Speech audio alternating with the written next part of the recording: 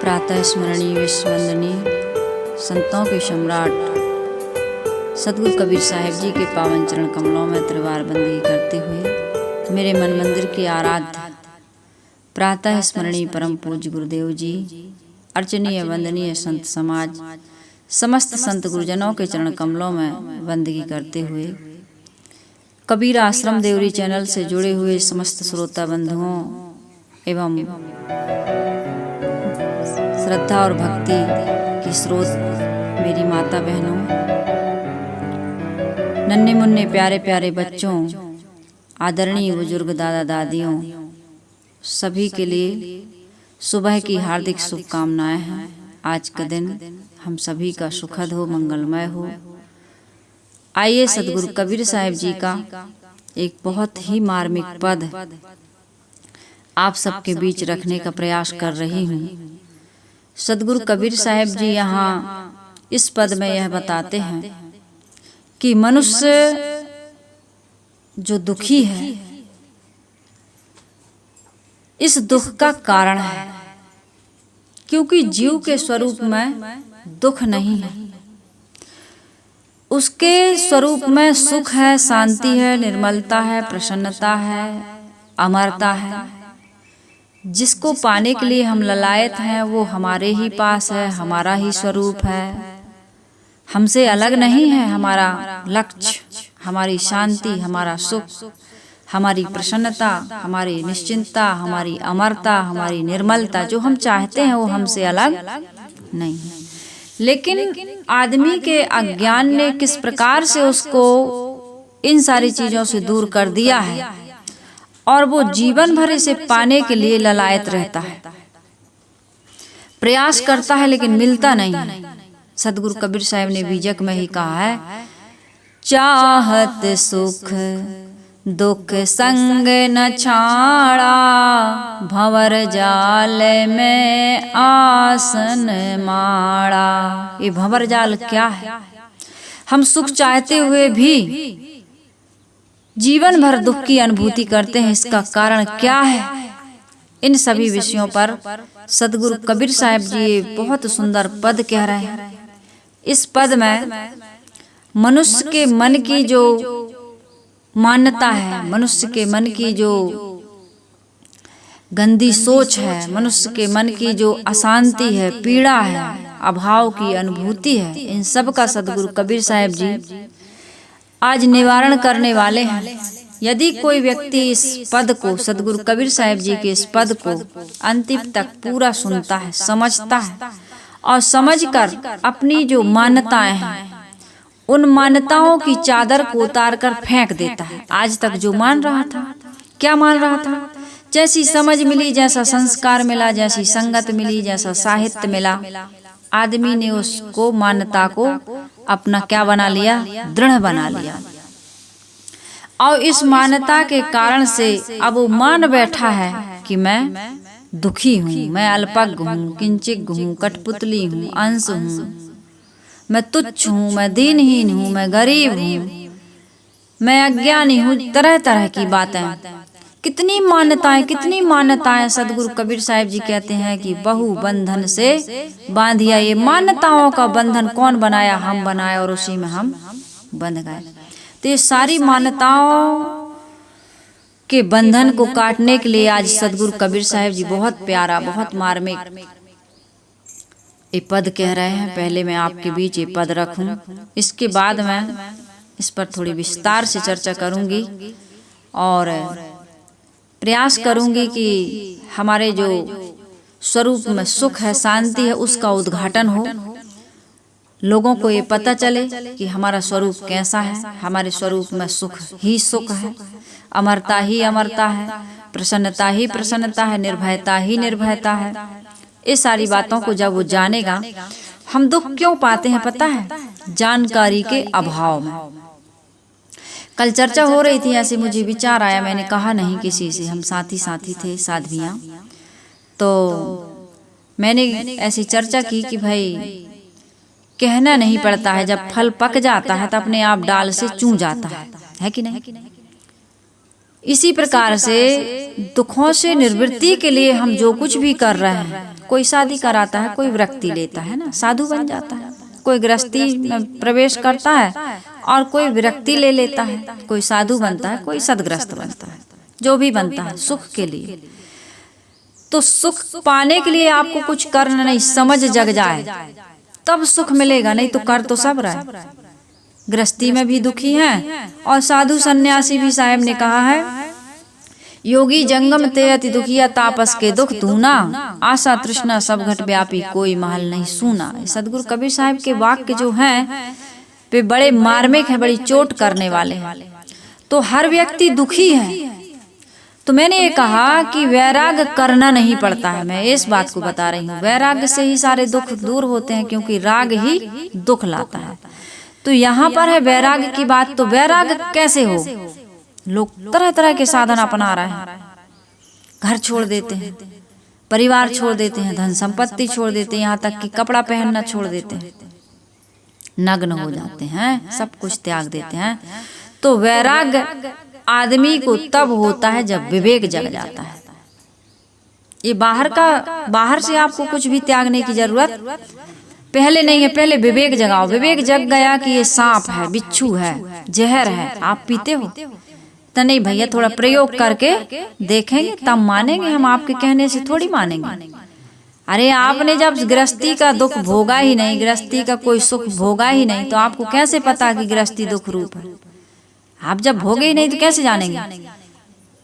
तो आपको सांप ने कितनी बार काटा, कितनी बार मरे, तब आप जाने कि सांप काटता है तो मर जाते हैं, ये जहर है, पिएंगे तो मर जाएंगे। तो ये विवेक का काम है। औरों को मरते देख रहे हो ना।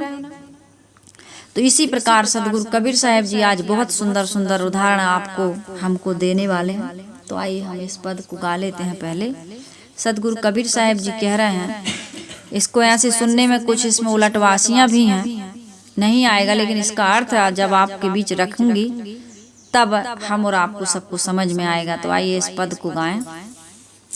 अब धू कुदरत की गति न्यारी, अब धू कुदरत की गति न्यारी, रंक निवाज करे वे राजा, भूपति करे भिखारी, रंक निवाज करे वे राजा, भूपति करे भिखारी, अवधू कुदरत की गति न्यारी हो, अवधू कुदरत की गति न्यारी। ते लोग हरफ ना लागे, चंदन फूल न फूला, याते लोग हरफ ना लागे, चंदन फूल न फूला, मच्छ शिकारी रमे जंगल में, मच्छ शिकारी रमे जंगल में, सिंह समुद्र झूला, अवधू कुदरत की गति न्यारी, अवधू कुदरत की गति न्यारी। ऋण रूख भये मलया गिरि, चहुदिस फूटी वासा, ऋण रूख भये मलया गिरि, चहुदिस फूटी वासा, तीन लोक ब्रह्मांड खंड में, तीन लोक ब्रह्मांड खंड में, अंधेरा देख तमाशा, सबधू कुदरत की गति न्यारी, अवधू कुदरत की गति न्यारी। पंगा मेरु सुमेरु लंग, त्रिभुवन मुक्ता डोले, पंगा मेरु सुमेरु लंग, त्रिभुवन मुक्ता डोले, गूंगा ज्ञान विज्ञान प्रकाश, गूंगा ज्ञान विज्ञान प्रकाश, अनहद वाणी बोले, अवधू कुदरत की गति न्यारी अवधू कुदरत की गति न्यारी। आकाश ही बांधी पताल ही पटवे शेष स्वर्ग पर राजे। आकाश ही बांधी पताल ही पटवे शेष स्वर्ग पर राजे। कहीं कबीर राम है राजा, कहीं कबीर राम है राजा, जो कछु करे सो छाजे अवधू कुदरत की गति न्यारी अवधू कुदरत की गति न्यारी अवधू कुदरत की गति न्यारी। अवधू कैसे कहा? त्यागियों को, सन्यासियों को, ज्ञानियों को सदगुरु कबीर साहब जी ने अवधू कहा। ये ज्ञानियों का, समझदारों का, विवेकों का ही, विवेकवानों का ही विषय है। ये पोगा पंथियों का, अंधमानता और रूढ़िवादियों का, अज्ञानियों का विषय नहीं है। कहीं साहब हमने तो मान लिया है, अब जानने का हम प्रयास नहीं करना चाहते, हमने मान लिया है। अब हमारी मान्यता में हम इतने आरूढ़ हो गए, इतने हम उसमें आकंठ डूब चुके हैं कि अब हमको कुछ भी सुनने की, समझने की आवश्यकता नहीं है। हमारी मान्यता ही हमें अच्छी लग रही है। तो साहब यहाँ कह रहे हैं नहीं, आपसे हम बात नहीं करते। हम किससे बात करते हैं? अवधूतों से, ज्ञानियों से, विवेकियों से, समझदारों से। क्या बात कर रहे हैं साहब? कह रहे हैं अवधू कुदरत की गति न्यारी। ये कुदरत है, प्रकृति नहीं। इस प्रकृति के 5 तत्वों के विषय में सदगुरु कबीर साहब नहीं कह रहे हैं कि ये कुदरत की गति बड़ी न्यारी है, उसकी चर्चा नहीं कर रहे हैं साहब। यहाँ कौन सी कुदरत की बात कर रहे हैं?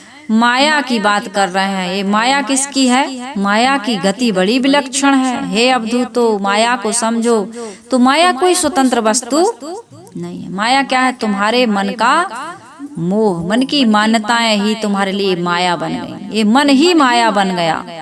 सीधी सी बात क्या है? मन तुम्हारा माया बन गया। वह गरीब पर कृपा करे उसे राजा बना देती है। ये माया जो बताते हैं आप, हम जिस माया, अरे माया की बड़ी विलक्षण गति भैया। वो तो रंक को निवाज करे और राजा को भूपति कर देता है। रंक निवाज करें वे राजा, गरीब को अमीर बना देती है और अमीर को गरीब बना देती है। ऐसी वाली माया नहीं कह रहे हैं साहब। ये कह रहे हैं कि वह गरीब पर कृपा करके राजा बना देती है, राजा को भिखारी। यहाँ मन की माया साहब ये बता रहे हैं कि मनुष्य के मन की अविद्या रूपी माया ने क्या क्या उल्टा पुल्टा कर दिया। कैसी माया? पानी, पत्थर आदि को भोग मोक्ष का दाता बना दिया तथा जीव को उसके सामने घुटने टेक करके मांगने वाला, भोग मोक्ष मांगने वाला भिखारी बना दिया। मंदिर किसने बनाया? मस्जिद किसने बनाया? ये ईश्वर अल्लाह के नाम पर गीत कौन गाता है? कौन ने बनाए गीत?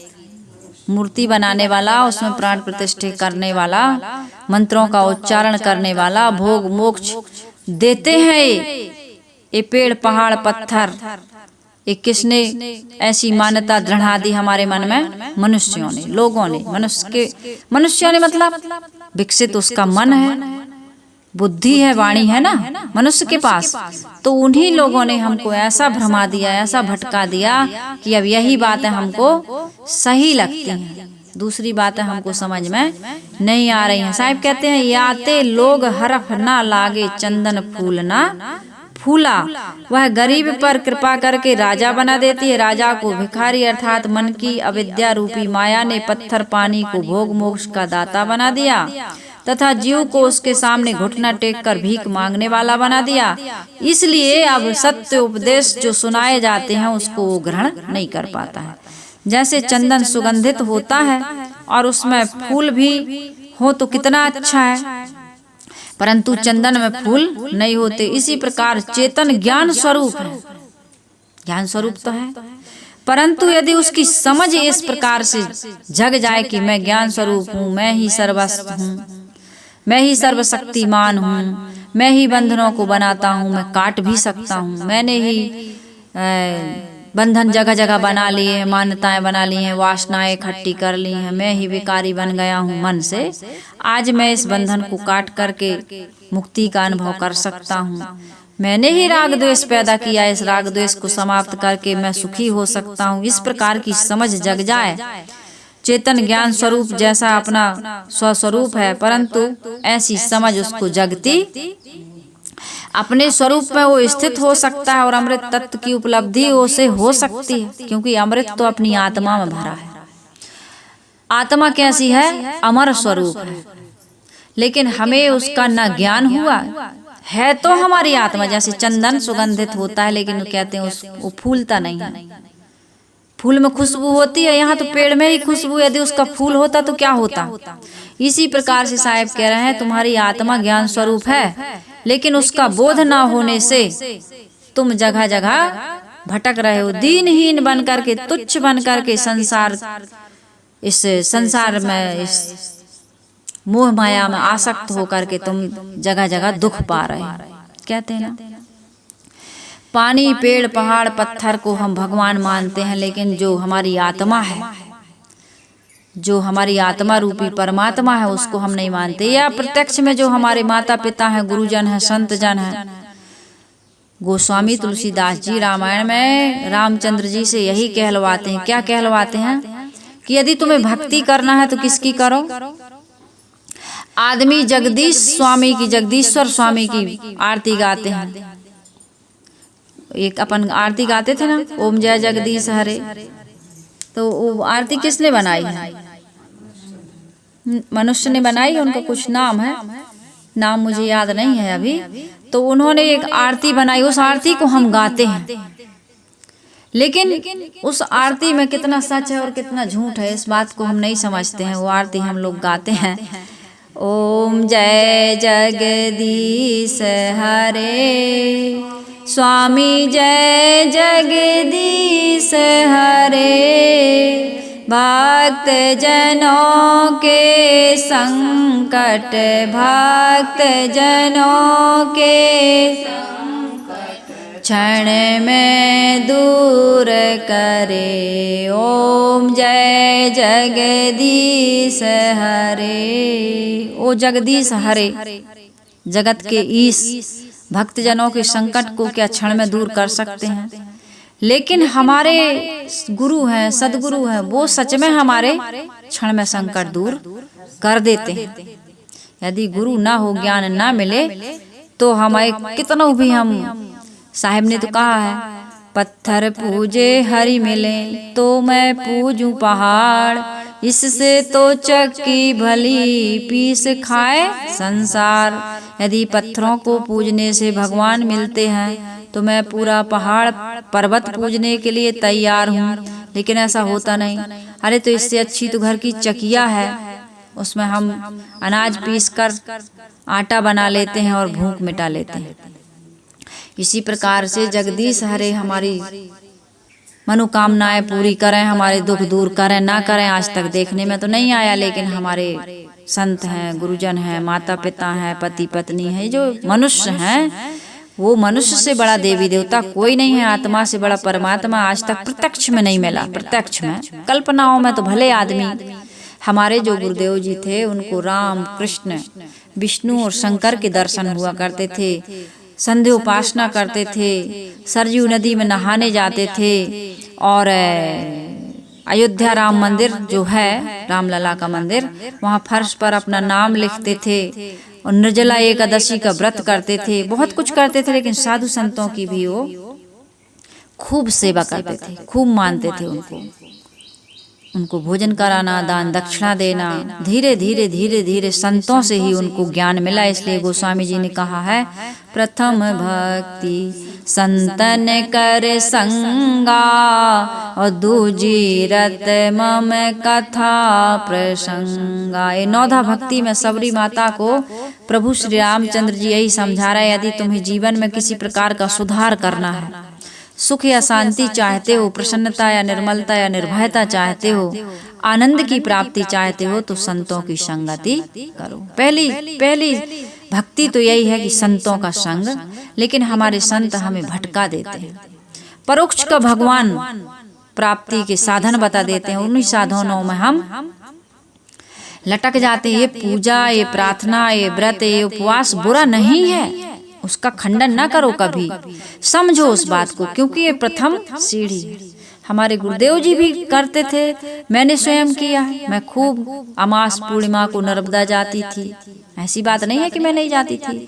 शिव चालीसा का पाठ करती थी, और एक कटोरी में ये बरसात में जो बटाइयां नहीं, अपन पानी गिरता है तो ये पत्थर कंकड़ उनको ले आई थी। और आदमी एक ही को थोड़ी लाता है, एक को नहीं पूछता, मिले तो एक थे लेकिन और उनके गण रख लिए थे। एक देवी देवता में खुश नहीं होता आदमी, खुद विचार करो, कोई धार्मिक व्यक्ति एक देवी देवता को नहीं पूछता, कुछ न कुछ पूजता भले एक को, लेकिन कुछ न कुछ और देवी देवताओं के चित्र वो लगाए रहता है। कोई बहुत बिरले बिरले होंगे जो एक को पूजता, नहीं तो इनकी फोटो भी है, उनकी फोटो भी है, इनकी मूर्ति भी है, इनके चित्र भी है, सब वो अनेक अनेक रखते हैं। तो इस प्रकार से मैं भी रखती थी, बहुत भगवान रखे थे मैंने सुना कि यार राम को प्रसन्न करना है तो शिव द्रोही ममदास कहावे, ते नर मुहि सपनों नहीं भावे। तो मैंने कहा भैया राम को तो बहुत जप रहे हैं, लेकिन राम जी कह रहे हैं कि शिव को नहीं जपोगे, उनको प्रसन्न नहीं करोगे तो मैं उन्हें मिलने वाला नहीं हूँ। तो फिर मैंने शंकर जी की भी शिव चालीसा पढ़ना शुरू किया, सोमवार का व्रत किया, बहुत कुछ किया। 11 माला सुबह जपती थी और 11 माला 6 महीने तक मैंने शाम को जपा, कहा तुम्हें प्रकाश मिल जाएगा। और सच में इन सब को करने से मुझे प्रकाश मिला। तो यदि समाज के लोग ये सब कर रहे हैं तो बुरा नहीं है, जो कुछ नहीं करते हैं उनको ये करना बहुत अच्छी बात है। तुलसी में जल चढ़ाएं, सूर्य नमस्कार करें, है ना, अर्ध सूर्य देवता को जल चढ़ाते हैं, अच्छी बात है। घर में दिया जलता है, आरती होती है, ओम जय जगदीश हरे, बहुत अच्छी बात है। लेकिन इसी में बुढ़ापे तक अटके न रहो, वास्तविकता को समझो, संतों की जो वाणी है उसको भी सुनो और समझो। यदि हमें सत्संग ना मिला होता, गुरुदेव जी के पास हम ना गए होते, ये सदग्रंथों को, सदगुरु कबीर साहिब जी की वाणी को हमने ना समझा होता, तो आज हम वहीं वो प्रथम क्लास में KG 1 में ही पढ़ते रहते, देवी देवताओं को ही हम जल चढ़ाते रहते, आगे ना बढ़ पाते। इसलिए यदि आगे बढ़ना है तो क्या करना है, संतों की संगत करो, और जो सत उपदेश दे रहे हैं उन सत उपदेशों को मान करके रहनी और आचरण में उतारो। अपने दोषों को, दुर्गुणों को, अपने विकारों को दूर करो, तब हमारा उद्धार होगा, तब हमारा कल्याण होगा। जब तक हम ऐसा नहीं करेंगे तब तक हमारा कल्याण नहीं हो सकता है। ये आरती में एक पॉइंट आया है बहुत सुंदर, ओम जय जगदीश हरे में, तो इस पॉइंट को आप समझिए। बहुत 3 पॉइंट के बाद में आया है, शायद 3-4 पॉइंट के बाद इसमें बताया। इसमें ये आरती पूजा का सार क्या है, इसमें आरती में कह रहे हैं विषय बेकार मिटाओ। ये सब क्यों करते हैं हम, किस लिए करते हैं, इसलिए करते हैं, मेन चीज यही है, विषय बेकार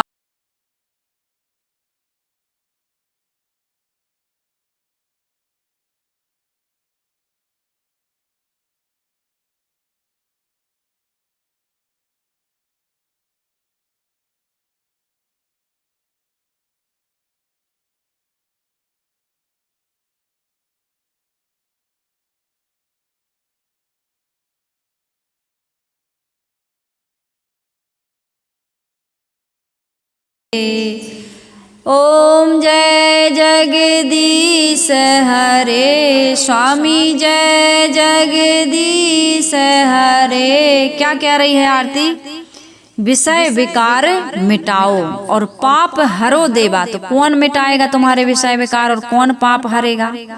जब विषय विकार मिट जाएंगे तो पापों का तो अंत अपने आप हो जाएगा कि नहीं?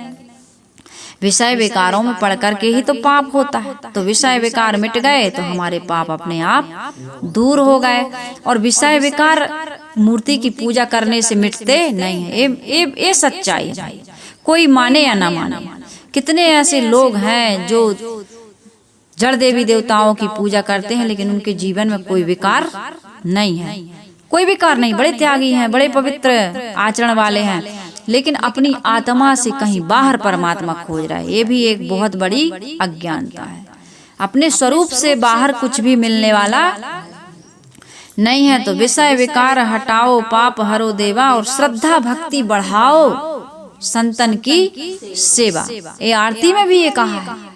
इसलिए भाई संतों की सेवा करो, आरती करो। यहाँ सदगुरु कबीर साहब कह रहे हैं, अवधू कुदरत की गति न्यारी, रंक निवाज करे वे राजा, भूपति करे भिखारी।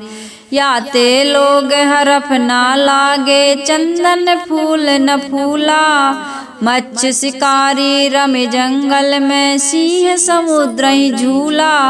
अवधू कुदरत की गति न्यारी। उल्टा उल्टा हो रहा है। ये मन में अविद्या आ जाने के कारण से अब उल्टा ही उल्टा हो रहा है। याते लोग हरफ ना लागे, इसलिए लोग सत्य उपदेशों को ग्रहण नहीं कर पा रहा है। किस लिए नहीं कर पा रहा है? क्योंकि उन्होंने भोग और मोक्ष का दाता किसी कल्पित देवी देवताओं को मान लिया कि उनकी पूजा से, उनकी उपासना से, उनको जल चढ़ाने से, उनको बेलपत्री चढ़ाने से हो जाएगा, हमारा भोग भी मिल जाएगा और मोक्ष भी मिल जाए। भोग नहीं मिल रहा है, श्रम नहीं करोगे तो भोग नहीं मिलेगा।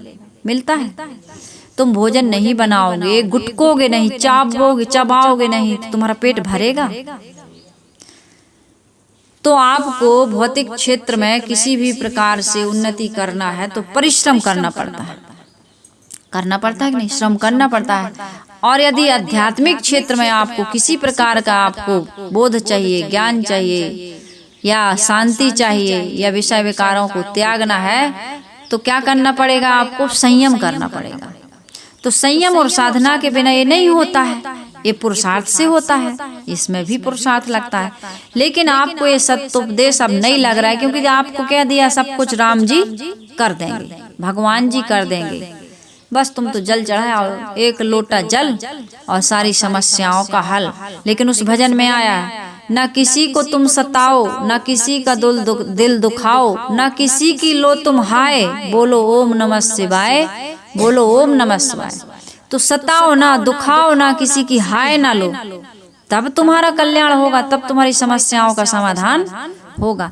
तुमने एक बात बस पकड़ ली, एक लोटा जल और सारी समस्याओं का हल। आप YouTube में निकाल के देखना, इस भजन में बहुत सुंदर सुंदर पॉइंट है एक लोटा जल वाले में। तो इसमें सदगुरु कबीर साहब जी कह रहे, याते लोग हरफ ना लागे, चंदन फूल ना फूला। अब आदमी को ये सत्योपदेश ग्रहण नहीं हो रहा है। राम जी कह रहे हैं, कोई न काहू सुख दुख कर दाता, निज कृत कर्म भोग सुन भ्राता। ये बात तुमने नजरअंदाज कर दी।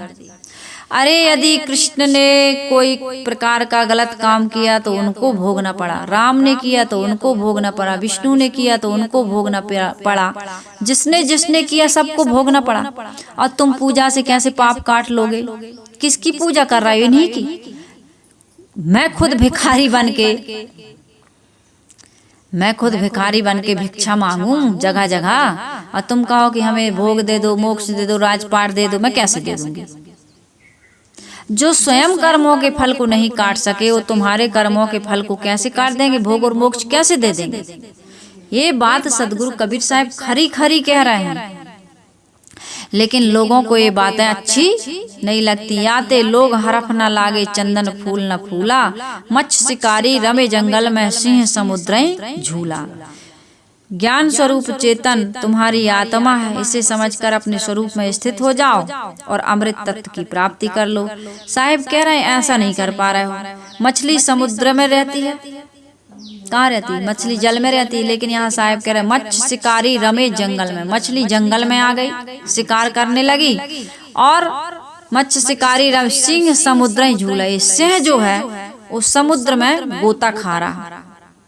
यहाँ पर सदगुरु कबीर साहब कह रहे मछली क्या है? माया। ये मन का मोह, ये मन हमारा क्या हो गया? प्राणी पदार्थों में आकर्षित हो गया, इसलिए हमको ये हमारे ऊपर शिकार कर रहा है, जंगल में आकर के हमारा शिकार करने लगा। साहब कह रहे हैं कि मछली शिकारी बन करके वन में आखेट खेलने लगी, आखेट करने लगी, अर्थात संसार में मन ही तो हमको भटका रहा, दुख दे रहा। और जो सिंह है वो समुद्र में झूल रहा, अर्थात संसार वन में। ये हमारा जो स्वरूप है, चेतन है, जीव है, जिसको कहते हैं मनुष्य का हो व्यवहार की दृष्टि से, ये संसार वन में भटकने लगा, भटक गए। ये माया क्या हो गई, शिकारी बन गई और जीव का उसने शिकार कर लिया। ये संसार समुद्र में, भ्रम के समुद्र में झूल रहा है। साहिब कह रहे रेण रूख भय मलयागिरी 34 फूटी बासा, 3 लोक ब्रह्मांड खंड में अंधेरा देखे तमाशा। इस प्रकार की अविद्या माया के प्रकोप से एरंड के पेड़ मलयागिरी बन गए, मलयागिरी, और उसकी सुगंध चारों तरफ फैल गई, अर्थात जो धूर्त गुरु ज्ञानी सिद्ध कहलाने लगे। अंडा क्या बन गए, चंदन, अर्थात वाचिक ज्ञानी क्या बन गए, बहुत बड़े गुरु बन गए, जगत गुरु बन गए, विश्व गुरु बन गए। देश विदेश में इनका प्रचार होने लगा, इनकी बड़ी मान प्रतिष्ठा बढ़ गई। और जो सत्य उपदेश देने वाले थे उनकी कोई वैल्यू नहीं है, आज उनके पास कोई जाता नहीं।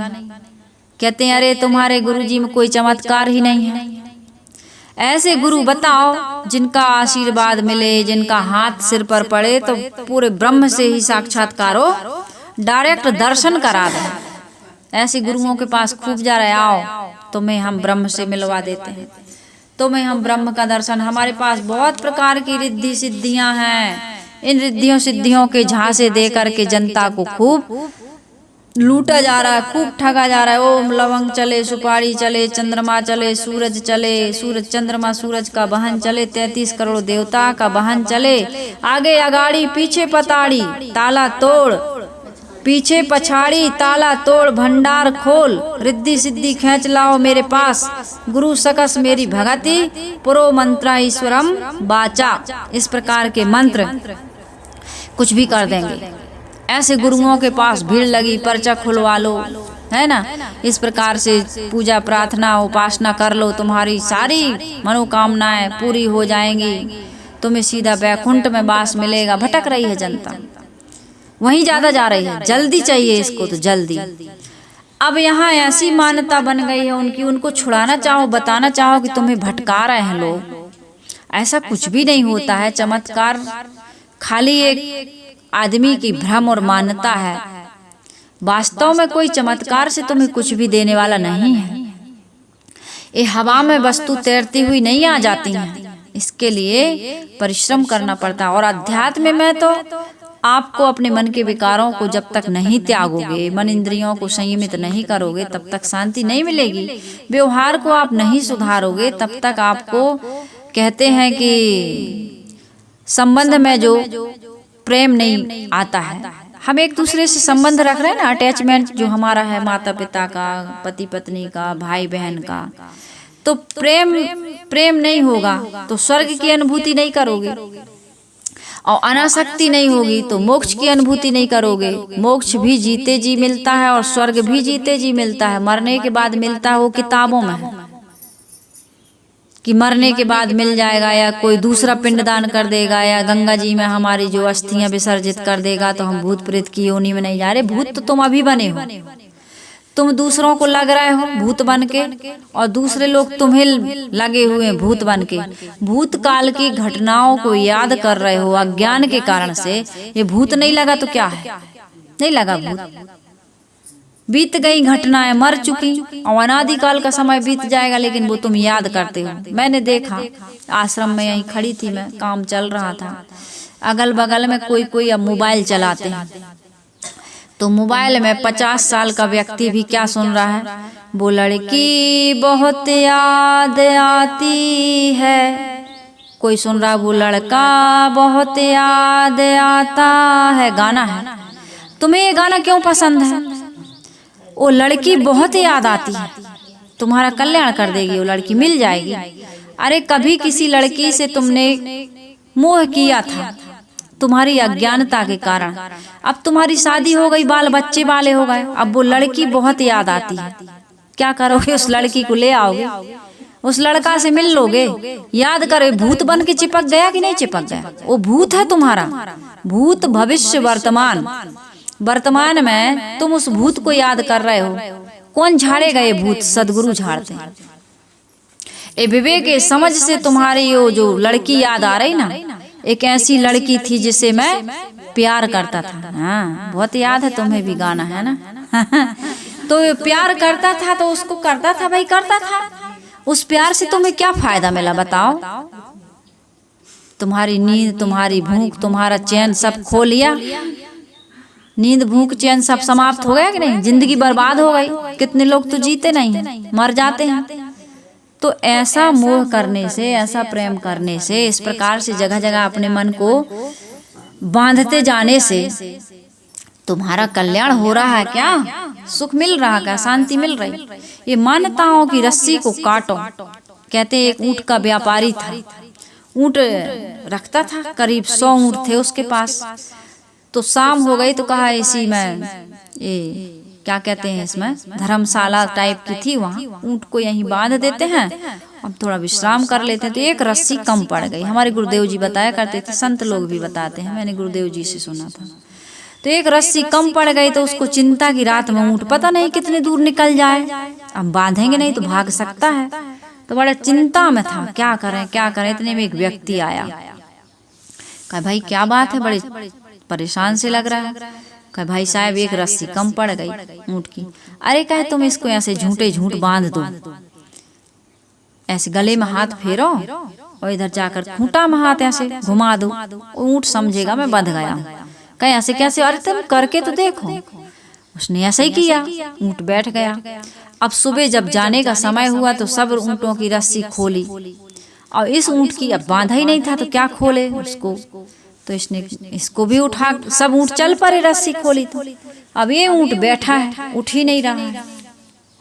तो बहुत परेशान हो गया, बहुत ढकेला, बहुत मारा, बहुत पीटा, उसको इशारा किया कि चल, लेकिन ये उठने का नाम ही नहीं रहा, टस के मस नहीं हो रहा। तो व्यक्ति जो रात में युक्ति बता के गया था वो फिर आया सुबह कि चलो भाई अपने यहाँ कोई मुसाफिर आया था, देखें तो कहा भाई साहब क्या हुआ? कहे ऊंट उठ ही नहीं रहा। अरे कहे तुमने इसको खोला है कि नहीं खोला? कहे इसको तो मैंने बांधा ही नहीं तो कैसे खोलूं? कहे जैसे झूठे झूठ तुमने बांधा था वैसे झूठे झूठ खोलो इसको।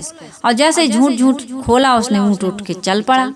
तो ये मान्यताओं का ऊंट को ये हो गया था कि मैं बंध गया हूँ और इसको लगा कि अब मैं छूट गया हूँ। तो इसी प्रकार से हमारे जीवन में भी बहुत सारी मान्यताएं, ये पत्नी है। अब समस्या ये है लोगों को कि साहब जी मेरी पत्नी नहीं समझती, मेरी पत्नी सत्संग नहीं सुनती, मेरे बच्चे, कोई भी अमुक आदमी। तुम्हारा है कौन? तुम्हारा पूर्ण अधिकार तुम पर ही नहीं है। ये बात मैं हमेशा कहती हूँ, इसको समझिए, है अधिकार। क्या तुम पूरे बदल गए हो? पहले खुद को बदलो, हम बदलेंगे, हम सुधरेंगे, जग सुधरेगा। तो पूरा पूरा अपने ऊपर। कल मेरे पास एक भाई साहब का फोन आया था, कहे साहब जी जो हम उपदेश करते हैं या सुनते हैं या दूसरों को सुनाते हैं, पढ़ते पढ़ाते हैं, यदि हम आचरण में न लाएं तो ये ज्ञान को हम क्या समझें? हमने कहा सदगुरु कबीर साहब जी ने कहा है कि कथनी बिन करनी बिन कथनी कथ है, अज्ञानी दिन रात और कुकुर सम भौंकत फिरे, सुनी सुनाई बात। वो कुत्ता है, सदगुरु कबीर साहब जी कहते हैं वो कुत्ता है, कुत्ता के समान है। कह दो कि भाई जो दूसरों की सुनी सुनाई चर्चा करता है, ये चर्चा का विषय नहीं है, ये आचरण का विषय है। वो चर्चा तो इसलिए की जाती है कि यदि मुझे न मिली होती ये चर्चा तो मैं कैसे जगती, इसलिए मुझे जो मिला मैं दूसरों को दे रही हूँ। लेकिन प्रयोग करें, ऐसे नहीं ये केवल चर्चा करते रहें। हमने बताया कि दाल भात सब्जी रोटी ऐसे बनाया जाता है, तुम भी उसको बता दो कि ऐसे वो बनाओ ना, खाओ ना, तो पेट भरेगा नहीं, अनुभव नहीं होगा। अनुभव सबका अलग अलग होता है। जो जितना जीवन में उतारता जाता है उतना उसको अनुभव होता जाता है। और जो पूर्णता को प्राप्त संत हैं, ये भी मैं कह दूं, संसार के जितने भी संत हैं, सतगुरु कबीर साहिब जी ने कहा समझे की गति एक है, जिन समझा सब ठौर, कहीं कबीरे बीच के बल कहीं और की और। संसार के जितने महापुरुष हैं, देश काल की दूरियां हो सकती हैं, अपनी मान्यताओं में भिन्नता हो सकती है, लेकिन उनकी स्थिति एक जैसी थी। हमारे महापुरुष यही कहते हैं कि सभी महापुरुषों का आदर करो, सभी धर्म ग्रंथों का आदर करो, लेकिन सब पर विचार करो, क्योंकि सब में बात सार भी है और कुछ आसार भी हो सकती हैं। इसलिए संत महापुरुषों को किसी को ये ना कहो कि ये बड़े और ये छोटे, अपने अपने समझ के अनुसार, अपनी अपनी योग्यता के अनुसार तुम जहां से जो ले सकते हो उसको लेकर अपने कल्याण का काम करो। ये किसी के प्रति तुम्हारी अति श्रद्धा है, किसी पर तुम्हारी द्वेष की भावना है, तो ये तुम्हारा कल्याण करने वाली नहीं है। ये कल्याण में बहुत बड़ी बाधा है। इसलिए सभी महापुरुषों का समान आदर होना चाहिए, लेकिन सबकी वाणी को परख की कसौटी से कस करके हमें मानना है। तो साहेब कह रहे पंगा मेरु सुमेरु उलंघ, तीन लोग ब्रह्मांड खंड में अंधरा देख तमाशा, पंगा मेरु सुमेरु उलंघ, त्रिभुवन मुक्ता डोल है। सदगुरु कबीर साहिब जी यहाँ कह रहे हैं कि इस अविद्या माया के प्रकोप से अरंड के पेड़ मलयागिरी बन गए, उनकी सुगंधी चारों तरफ फैल गई, अर्थात धूर्त गुरु ज्ञानी सिद्ध कहलाने लगे और उनका उपदेश देश विदेश में खूब फैल गया, उनका प्रचार खूब फैल गया। जो अंधे थे तीनों लोक एवं ब्रह्मांडों के सभी खंडों में गुप्त प्रगत वस्तुओं का तमाशा देखने लगे। ये चमत्कार अर्थात विवेकहीन लोग तंत्र मंत्र के नाम पर अपने आप को सर्वज्ञ एवं त्रिकालदर्शी घोषित कर जनता की बुद्धि का उन्होंने शोषण किया, चमत्कार फैला दिया।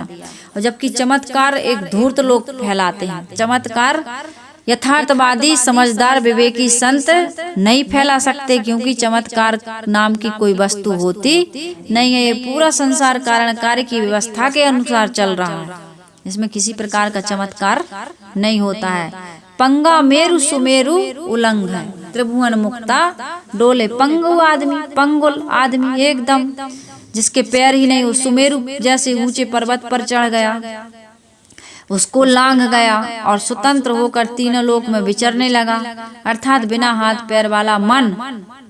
ये क्या है? पंगा मेरु सुमेरु उलंघ, बिना हाथ पैर वाला मन ऊंची ऊंची उड़ान भरकर आकाश पाताल में तथा सर्वत्र विचरने लगा। ये मन ही तो जहाँ न आदमी जहाँ नहीं पहुँचता वहाँ उसका मन पहुँच जाता। अभी चर्चा करो, मन कुछ न कुछ रूप गढ़ लेगा, गढ़ लेता है ना। आपने जिन भोग पदार्थों को नहीं देखा, जिस देश को नहीं देखा, उस देश की हम चर्चा करें तो आप कुछ न कुछ कल्पना, जैसे आदमी यहाँ के बारे में प्रवचन सुनता है देवरी आश्रम के, तो वो अपने मन में कुछ इमेज बना लिया होगा, आश्रम इतना बड़ा होगा, वहाँ कहाँ बैठ कर के साहिब जी बोलती होंगी, इतनी साधवियाँ होंगी, इतने लोग सुनने आते होंगे, कुछ सोचता होगा। वो सुन रहा है मेरे विचार, लेकिन अपने मन में कुछ वो कल्पना कर रहा होगा। तो ये मन बड़ा ईमन चंचल, ईमन चोर, ईमन शुद्ध ठगहार, मन मन करते सुर नर मुनि जहड़े, मन के लक्ष्य द्वारे। मन ऐसा है कि पता नहीं कितनी प्रकार की कल्पनाएं कर करके आदमी को अशांत कर रहा है, भटका रहा है। ये सब मन की कल्पनाएं ही तो है चमत्कार। अब आप टीवी पर सीरियल देखते हैं या मोबाइल में देखते हैं, जैसे जैसे जादू बताई जाए, एक प्रकार से जादू कहना चाहिए, क्या ये हकीकत में हो सकता है? ड्रैगन जैसे फिल्में बन रही हैं, ड्रैगन फिल्में, क्या ये ड्रैगन है? आज के समय में आपको कहीं देखने को मिल सकती हैं। बहुत सारी ऐसी चीजें हैं, बहुत सारे ऐसे जिंद बता देते हैं, बहुत सारी ऐसी परियां बता देते हैं, बहुत सारी ऐसी अप्सराओं की कहानियां बताते हैं। क्या देखने को मिलती हैं ये हकीकत में? लेकिन चल रही हैं। तो साहिब कह रहे गूंगा ज्ञान विज्ञान प्रकाशे अनहद बानी बोले, आकाशई बांध पतालई पटवे से स्वर्ग पर राजे। साहिब अब 2 लाइनों का बता रही मैं। आकाश को गूंगा जो है असीम वाणी बोलकर ज्ञान विज्ञान का प्रकाश करने लगा। गूंगा कौन? गूंगा कैसे कहेंगे? असंभव बात है ना, असंभव बातें कह रहे हो। कुछ ऐसी असंभव बातें हैं, बच्चे लड़ रहे थे, लोगों ने पूछा कि भाई ये किसके बच्चे लड़ रहा है? कहे ब्रह्मचारी जी के। किसके बच्चे लड़ रहे हैं? ब्रह्मचारी जी के। कहे हाथी घोड़ा किसके हैं? कहे त्यागी जी के। कहे भाई ये झगड़ा कौन कर रहा? कहे मौनी बाबा। ये असंभव बातें हैं कि नहीं? समझ में आ रही? बिल्कुल असंभव है। इसी प्रकार से यहाँ साहब कह रहे गूंगा ज्ञान विज्ञान प्रकाश है, अनहद बानी बोले। साहब कह रहे जो गूंगा था वो ज्ञान विज्ञान का प्रकाश करने लगा, अर्थात विवेकहीन व्यक्ति वाचक ज्ञानी बनकर, वाचक ज्ञानी कथनी बिन करनी बिन कथनी कथे अज्ञानी दिन रात, और कुकुर सम भौंकत फिरे सुनी सुनाई बात, वाचक ज्ञानी बन कर के लोग उल्टी सीधी उपदेश हाँकने लगे। ज्ञान कुछ भी नहीं, वास्तविकता का बोध नहीं, विवेक नहीं, समझ नहीं, और खूब कथाएं हो रही बिल्कुल झूठी झूठी। चाहे तुम सत्यनारायण की कथा सुन लो, चाहे भागवत की कथा में भी कई ऐसी बातें हैं जो चमत्कारी हैं, और तुम यदि थोड़ा भी उनको विवेक विचार से उनको पूछ दो तो कहते हैं तुम नास्तिक हो, तर्क मत करो, नरक में जाओगे। गुरु की वाणी को काटते हो, उस पर शंका करते हो, तुम बिना सिंह पूछ के पशु हो, तुम्हें बिल्कुल ज्ञान नहीं। अरे भगवान क्या नहीं कर सकता? भगवान कुछ भी करतुम अकर्तुम अन्यथा व करतुम कुछ भी कर सकता है, जो तुम्हारी समझ से बिल्कुल परे है। ऐसे ऐसे काम भी वो भगवान कर सकता है। आकाश को बांध कर पाताल में भेज दिया और पाताल में रहने वाले शेषनाग को आकाश में विराजमान कर दिया, अर्थात जो पवित्र आत्मा थी, जिनका सम्मान होना चाहिए था, उनकी उपेक्षा होने लगी, और नीच कर्मी एवं धूर्त हैं वो समाज के मान्य हो गए, पूज्य हो गए, उनका सर्वत्र आदर होने लगा। सदगुरु कबीर साहब जी कहते हैं कहें कबीर राम है राजा जो कछु करे सो छाजे। ये राम राजा है। राम राजा कौन है? यह व्यंग में कह रहा है साहब, व्यंग है। ये जीव अपना करता धरता है, जो कुछ करेगा उसको भोगना पड़ेगा। करता धरता होते हुए भी एक नियम है। हमने नियम बनाया, इस आश्रम के हम मुखिया, हमने नियम बनाया, लेकिन जो हमने नियम बनाया उसके अनुसार हमको भी दंड मिलेगा। मिलेगा कि नहीं मिलेगा? हमारे राज्य में, हमारे देश में जो भी नियम बने हैं उस नियम से सभी बंधे हैं कि नहीं बंधे? इस प्रकार से करता धरता होते हुए जो करोगे वो तुम्हें भी भोगना पड़ेगा। इसलिए भाई कर्मों को सुधारो, कर्मों को अपने सुधारोगे भाई तो तुम पर जुल्म है ना। ईश्वर खुदाई एक ही काम करना है आपको, अपने कर्मों को सुधारना है। यदि कर्मों को नहीं सुधारोगे तो तुमको बचाने वाला कोई, तुमने अपने कर्मों को बिगाड़कर स्वयं अपने जीवन में दुख लाया है। इसलिए कर्मों को सुधारो और अपने जीवन के दुख को दूर करो।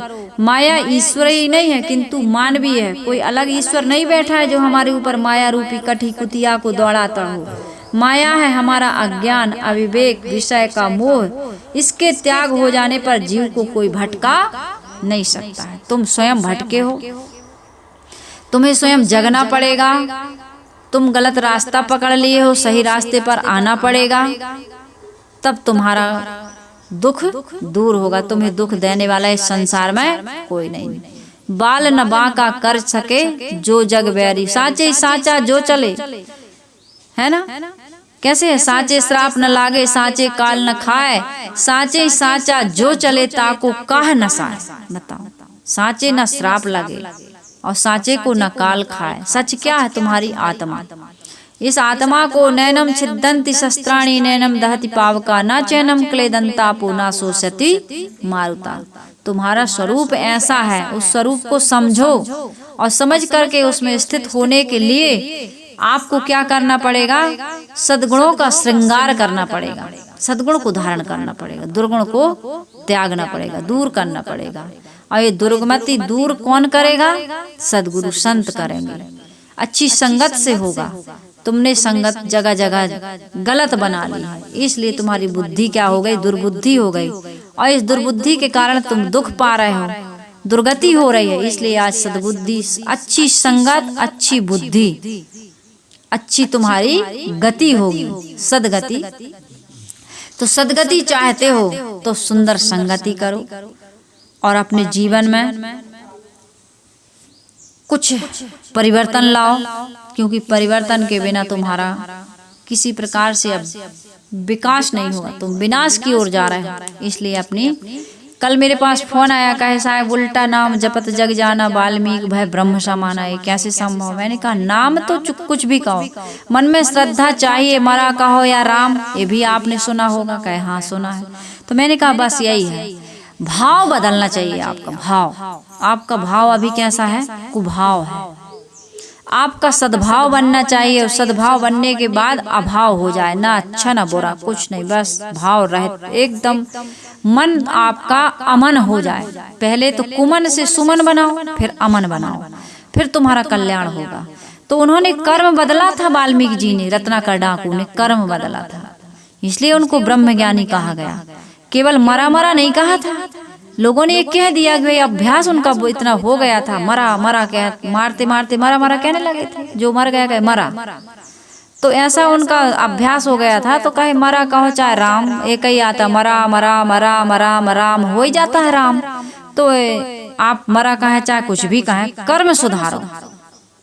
और कर्म न सुधारते केवल राम राम राम राम कहते, तो साहब ने कहा राम के कहे जगत गति पावे, तो खाड़ कहे मुख मीठा, पावक कहे पाँव जो डाहे, तो जल कहे तृषा बुझाई, भोजन कहे भूख जो भाजे, तो दुनिया तर जाई, नर के संग सुआहरी बोले, हरि प्रताप न जाने। ये सारे पद आने वाले हैं, बीजक में ही है ये पद आने वाले हैं। तो साहब ने कहा पंडित बात बदे सो झूठा, तुम झूठ बात कहते हो कि राम राम कहने से मुक्ति मिल जाती है। यदि राम राम कहने से मुक्ति मिलती है, शक्कर शक्कर कहने से मुंह मीठा क्यों नहीं होता, आग आग कहने से पैर गरम क्यों नहीं होते, पानी पानी कहने से प्यास क्यों नहीं बुझती। सुअर राम राम कहता है, लेकिन उसको पढ़ा दिए, शिकारी आएगा जाल फैलाएगा, दाने बिखेरेगा, हमको फंसाएगा, निश्चय हम नहीं फंसेंगे। फंस गया बाजार में बिक रहा, फिर भी गा रहा, वो जानता नहीं कि मुझे क्या पढ़ाया गया। तो इसी प्रकार से राम के नाम मात्र से कुछ नहीं होता है, काम से होगा, काम हमारा सही होना चाहिए। तो सदगुरु कबीर साहब जी के इस पद पर मैंने थोड़ा सा आप लोगों के बीच अपनी समझ के अनुसार विचार रखा। इन विचारों को जीवन में अमल में उतारेंगे, अमल करेंगे इस विचारों को और अपने जीवन का सुधार करेंगे। कुछ किसी भी प्रकार का दोष दुर्गुण विकार आ गया है, चाहे तन में, चाहे मन में, चाहे वचन में, हम उसको दूर करेंगे। दूर जितना जितना करते जाएंगे, उतना उतना हम कल्याण के परमात्मा के निकट होते जाएंगे, क्योंकि परमात्मा तो यहीं बैठा है हृदय में। हृदय बसते ही राम ना जाना, राम हमारे पास में है, बस हम उससे दूर हो गए हैं। इस दूरी को हम मिटाएं, हम ही ने दूरी बनाई है, हम ही इसको मिटा सकते हैं और अपने आप में हम सुखी हो सकते हैं। हमें बाहर से कुछ पाने की आवश्यकता नहीं है। तो आइए शुभकामनाएं करते हुए मैं अपनी वाणी को विराम दे रही हूँ। आप सभी का जीवन सुखद हो, मंगलमय हो, कल्याणमय हो। आइए गुरु वंदना कर लेते हैं।